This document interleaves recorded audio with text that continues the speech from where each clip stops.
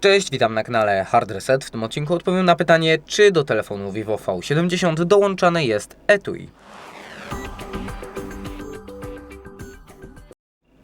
Kiedy kupimy nasz piękny telefon Vivo V70, otrzymamy go w takim pudełku. Po jego otworzeniu znajdziemy tutaj drugie pudełko, które nas najbardziej interesuje, ponieważ pod spodem w tym miejscu będzie się znajdował już tylko właśnie telefon, który tutaj leży. W tym pudełku po wyciągnięciu zawartości znajdziemy oczywiście kabel do ładowania, oczywiście też papierologię, ale najważniejsze, co nas interesuje, znajdziemy nasze piękne, przeźroczyste, silikonowe etui, które możemy nałożyć na nasz telefon. Jeżeli wideo było dla Ciebie pomocne, zostaw łapkę w górę oraz subskrypcję. Z mojej strony to tyle, ja się żegnam, cześć!